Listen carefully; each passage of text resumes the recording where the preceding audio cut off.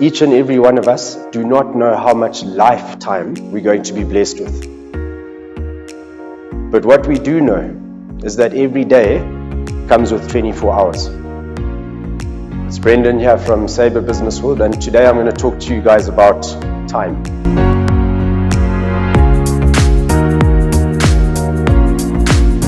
So they say time is our most valuable resource, which I believe it is.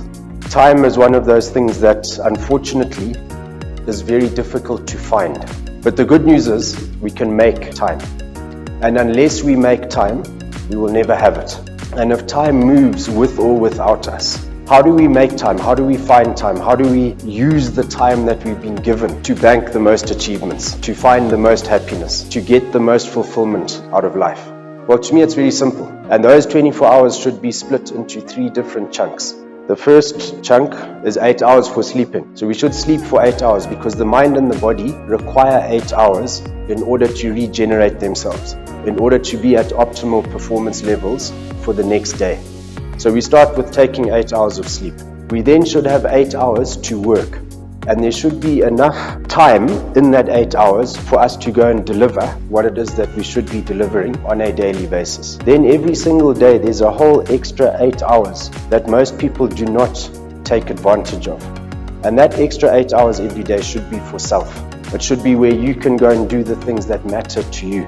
Have time for relaxation, have time for exercise, create family time. Do the things that mean something to you so that you can be more happy with the life that you live in. What we don't want to happen is for us to fall into the trap of being busy. We would much rather be busy banking achievements on a continual basis.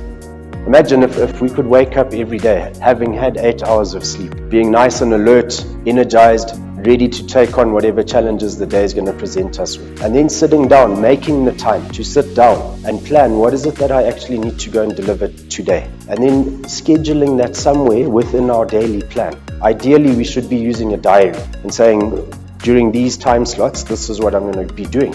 It's going to help us to avoid the being busy trap and get more into the busy banking achievements. Remember also that it's hard to create the ideal day every day of the week, every day of the month, every day of the year. But the more ideal days we can bring in, the more likely we are to make measurable progress. So before the day begins, let's plan the day. Let's allocate time to do what we need to do. Let's make sure in those tasks we are planning to do the things that matter. And then throughout the day, make sure that we've got time for ourselves, for family, for those personal interests and passions. And to me, that's all we have to do. Make the most of the time you've been given. Remember that you won't find time, but you can make time. So make the time to do the things that you need to do on a regular basis.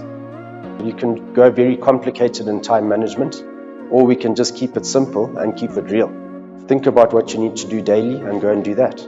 Thanks for watching, and I hope to see you in the next videos to follow.